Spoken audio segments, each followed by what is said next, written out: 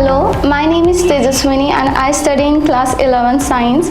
After passing out from class 10th, I decided to choose science stream, but the next main problem in front of me was I needed a great guidance, support and motivation, and also a teacher who can clear all my doubts and concepts and also help me to improve myself.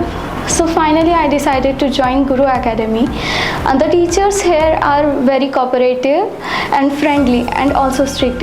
Of course being strict is necessary here, and